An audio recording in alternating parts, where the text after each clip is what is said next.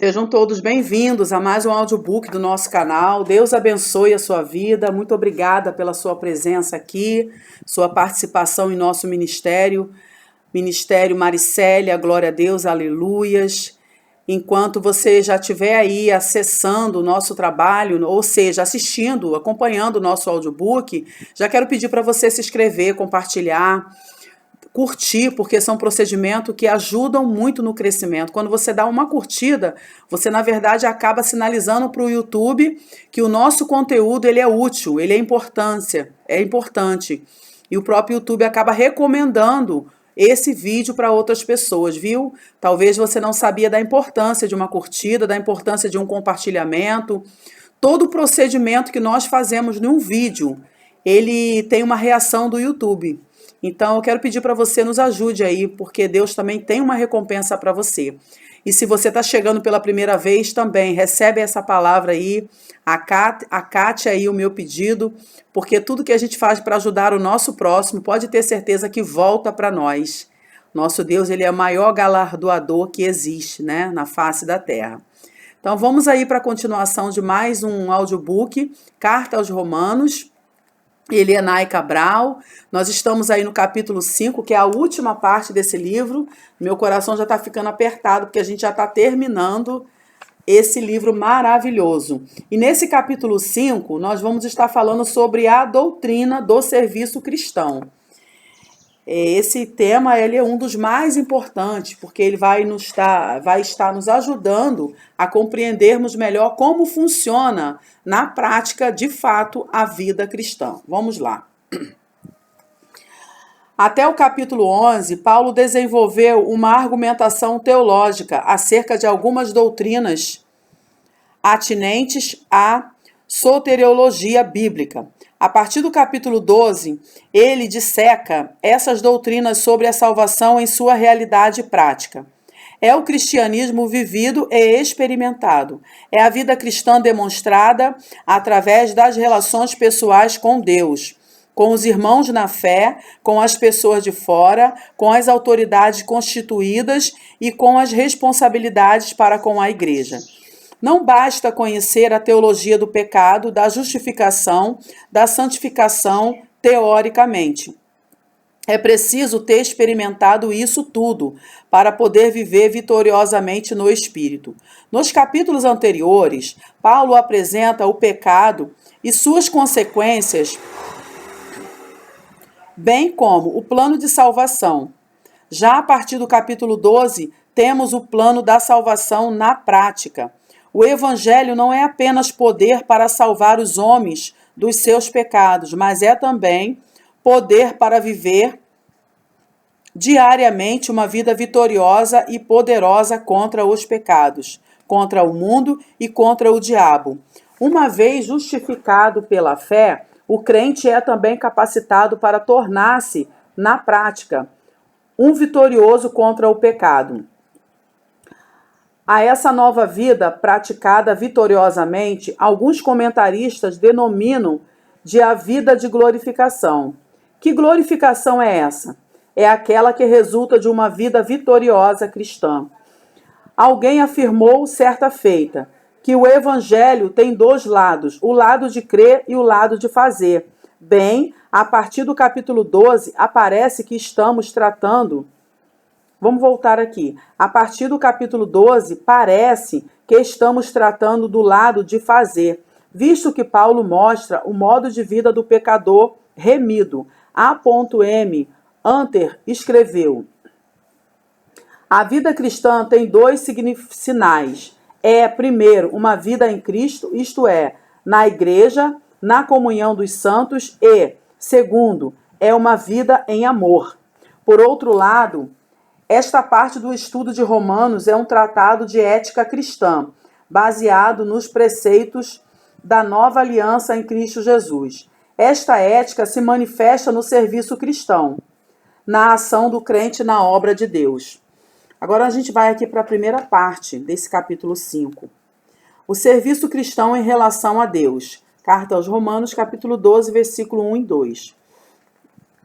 Rogo-vos, pois, irmãos, é um apelo sentido e desejoso de alguma coisa. Depois de Paulo haver apresentado os pontos doutrinários acerca da salvação para gentios e judeus, agora se preocupa em exortar a igreja quanto aos deveres dos cristãos. A expressão rogo-vos, pois, irmãos, é um convite especial em vista de tudo o que Deus é capaz de fazer por seu povo, conforme exposto nos capítulos anteriores. Pela compaixão de Deus. Este trecho é, em outras versões, traduzido por misericórdia. A salvação é baseada nessa misericórdia de um Deus grandioso e justo, cuja ação mediadora na vida dos crentes possibilitou a nossa salvação. É por ela e por causa dela que Paulo apela, que apresenteis vossos corpos em sacrifício vivo, santo e agradável a Deus. Que podemos entender por apresentar vossos corpos? Aqui é uma pergunta. É através do corpo e dos seus membros que a nossa natureza interior se manifesta. O apelo de Paulo é um apelo à consagração. O ato de consagrar alguma coisa implica em dedicar e separar essa coisa.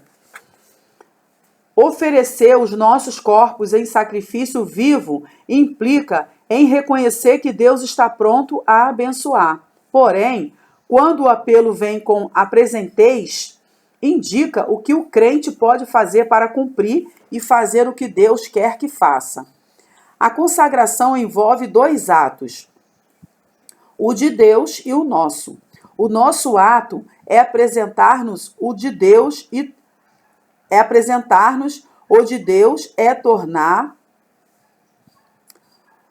tornar-nos aptos para pôr em prática a sua vontade.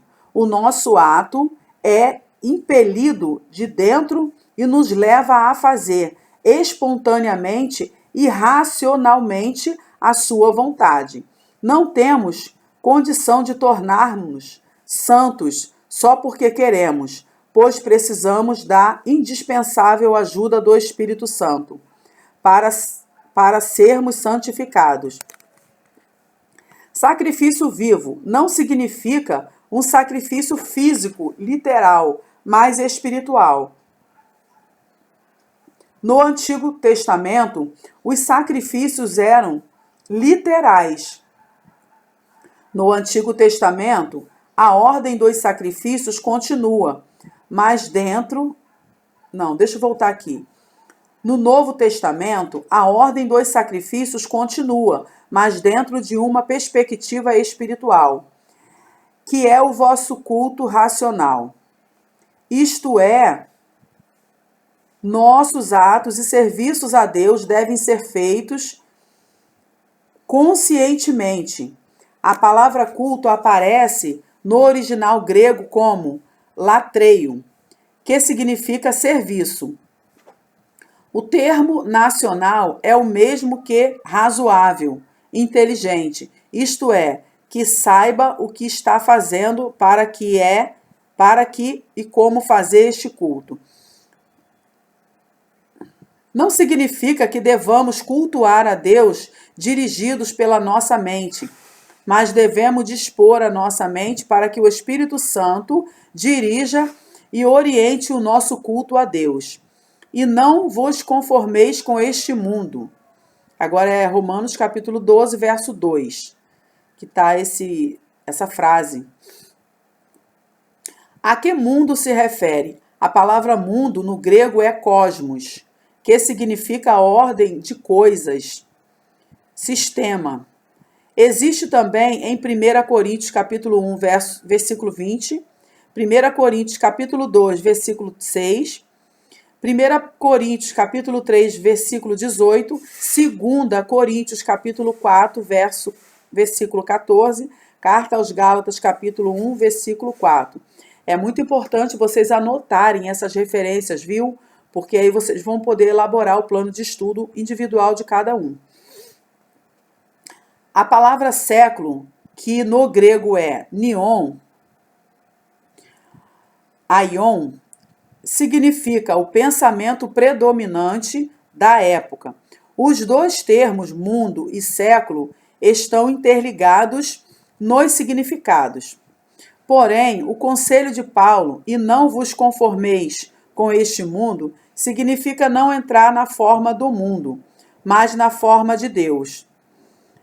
A forma do mundo é o sistema espiritual satânico que domina o mundo das criaturas humanas. Mas transformai-vos, esse é um verbo grego, metamorfo, cuja tradução é transfigurar-se. A palavra metamorfose é o sentido literal dessa palavra grega. Pela renovação do vosso entendimento. Essa transformação diz respeito ao interior e implica numa mudança radical em toda a maneira de ser da pessoa transformada. Não transformar-se com o mundo e, além de não entrar na forma do mundo, ter uma transformação espiritual que modifique toda a nossa vida. A renovação da mente significa a renovação dos seus motivos e fins. Vou dar uma pausa rapidinho para beber uma água. Glória a Deus, aleluias. Agradeço aí a compreensão de vocês, né? Agora vamos aqui continuar, né? Estamos no versículo 2 do capítulo 12 de Romanos. Para que experimenteis. Agora vamos lá, o significado dessa frase. Uma vez que nos apresentamos a Deus em sacrifício vivo, e nossa mente é renovada pela palavra de Deus, passaremos então a pensar corretamente e nas coisas certas. O propósito da transformação moral e espiritual é que o crente possa experimentar a vontade gloriosa de Deus. Quando nos apresentamos, automaticamente experimentamos a boa, agradável e perfeita vontade de Deus. Pergunta-se então, qual é a vontade de Deus? A vontade de Deus é a expressão do seu caráter na nossa vida diária. Vamos para a parte 2 agora. O serviço cristão em relação à igreja. Se encontra no mesmo capítulo 12, versículo 3 ao 8. Na primeira parte, Paulo destaca a consagração do seu eu para o serviço de Deus. Nesta parte do estudo, o que importa é saber que todos os crentes podem ser úteis à obra de Deus, mas cada qual deve estar cônscio de suas limitações e, quando fizer alguma coisa, faça com humildade e sem ostentação. Porque pela graça que me foi dada, a palavra graça, aqui tem o sentido de dom, o dom apostólico de Paulo. Romanos capítulo 1, versículo 5, Romanos capítulo 15, versículo 15. Porém, Paulo apresenta neste texto que cada crente recebeu uma graça diferente, a qual deve ser exercida para o bem de todos. Agora no versículo 3, né, desse mesmo capítulo 12. Que não sabia mais do que convém. Esta frase é um apelo à humildade, que é um estado da mente. E cada crente deve fazer o serviço de que está incumbido com humildade e moderação. Ao realizar o serviço de Deus, façamo-lo não por nossa própria sabedoria, mas conforme a medida da fé que é dada por Deus. Agora a gente vai para o versículo 4 e 5. Nestes versículos somos tratados como partes de um corpo.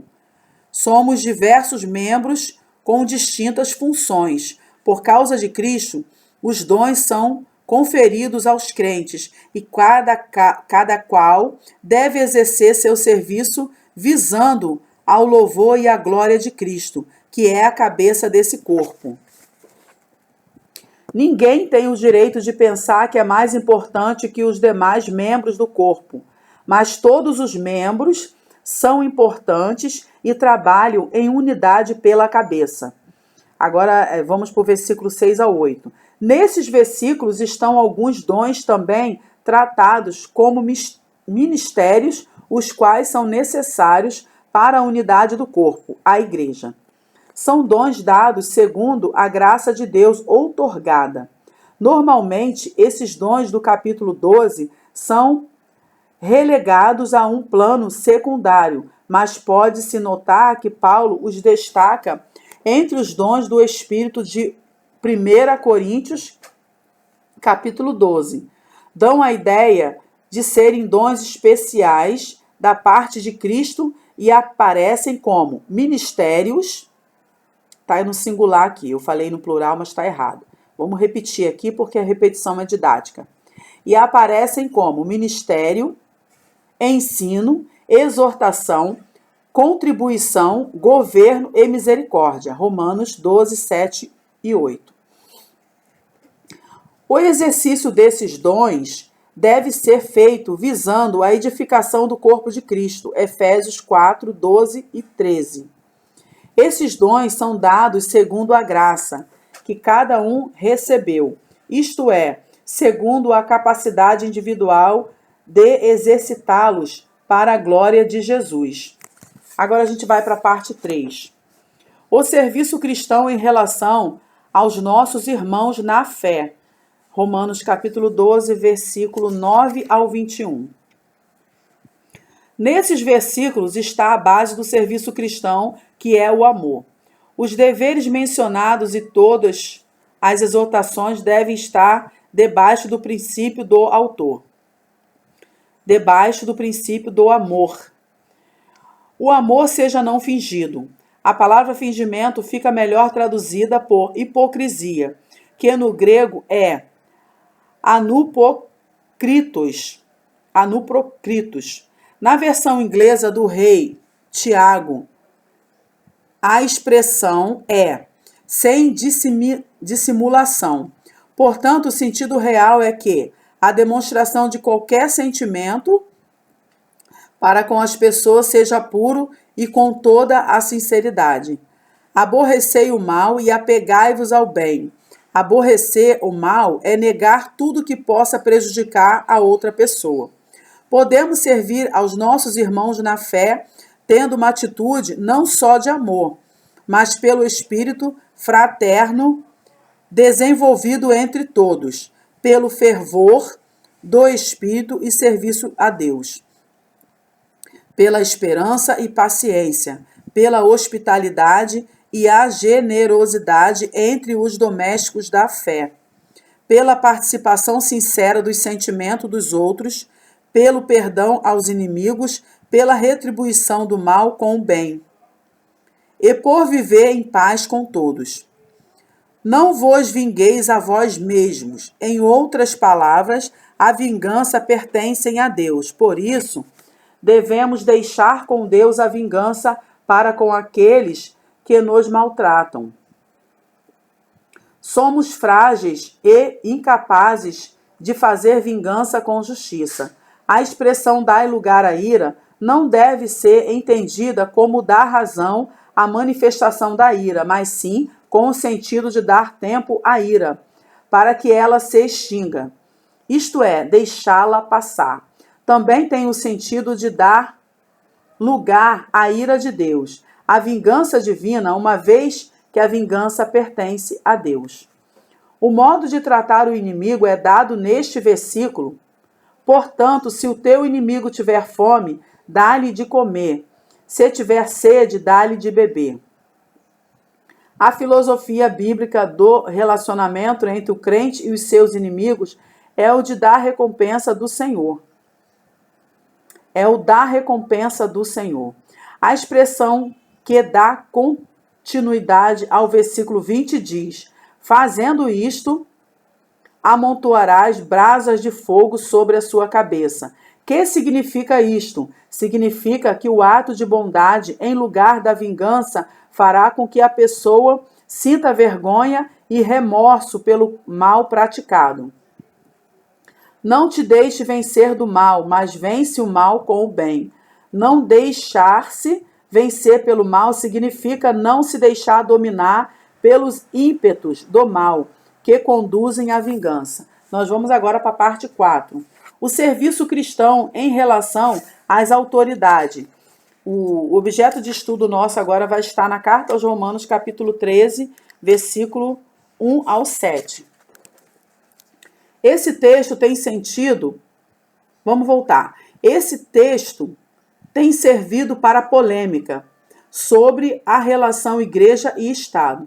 Porém, não vejo nenhuma dificuldade para fazer distinção entre ambos. Cada qual tem a sua missão distinta, mas são interligados pelos objetivos. O serviço cristão nesta esfera alcança toda a sociedade e o crente deve ter um comportamento à altura dos verdadeiros ideais do cristianismo. Toda alma esteja sujeita às potestades superiores. O apóstolo recomenda a submissão à autoridade constituída. A seguir, o texto declara a razão por que devemos nos submeter às autoridades. Porque não há potestade que não venha de Deus. E as potestades que há foram ordenadas por Deus. A palavra potestade refere-se à autoridade ou poder delegado.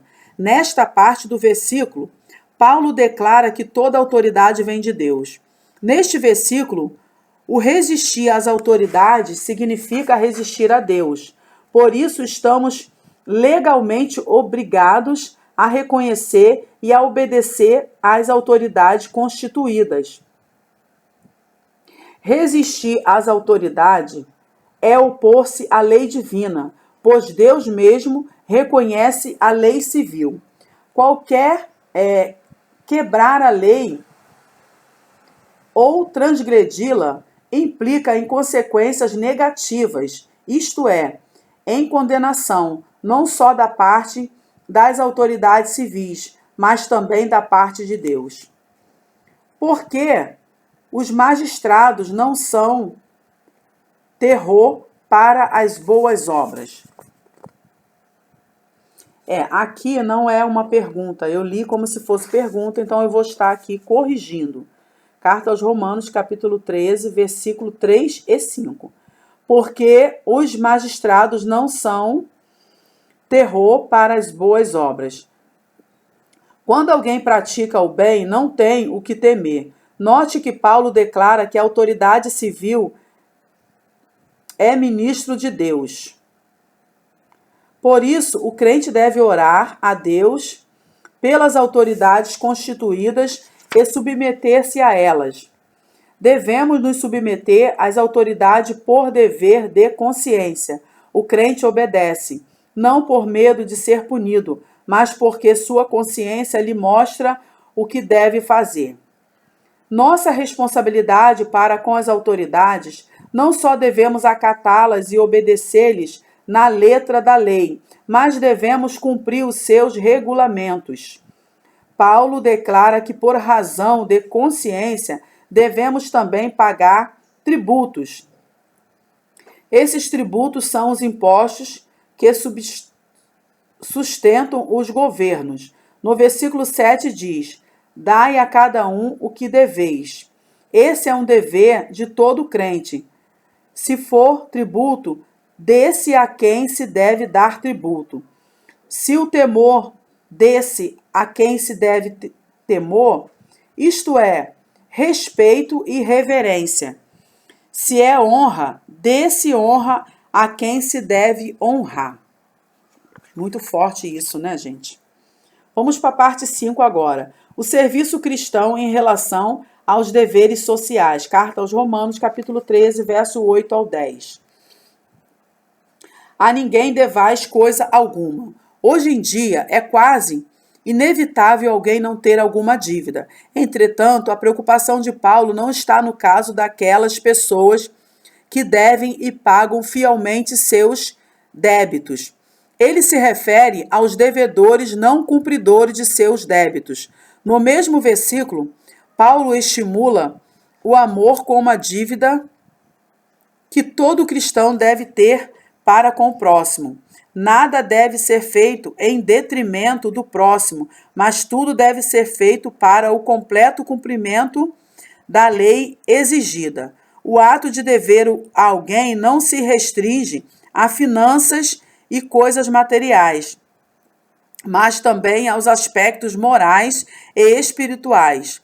Quando ele destaca a lei de Deus no versículo 9, dizendo: com efeito, não adulterarás, não matarás, não furtarás, não darás falso testemunho, não cobiçarás, está se referindo aos pecados contra o próximo, que podem ser dívidas difíceis de pagar. Porém, o amor não pratica o mal contra o próximo. E esse amor é um amor real, literal, não abstrato, que se manifesta no tratamento com o próximo. O amor não tem barreiras nem acepções e deve ser estreitado nas relações entre os cristãos. Note, o amor cumpre, vamos voltar aqui para terminar. O amor cumpre a lei e respeita o próximo. Glória a Deus. Vamos dar outra pausa, né? Porque já é o penúltimo audiobook desse tema, Carta aos Romanos, porque no próximo a gente já vai terminar. Gente, não percam a continuação desse livro. Vocês não têm noção os temas que estão aqui, ó, o serviço cristão em relação à conduta moral, aí o serviço cristão em relação aos fracos. Meu Deus, está muito maravilhoso.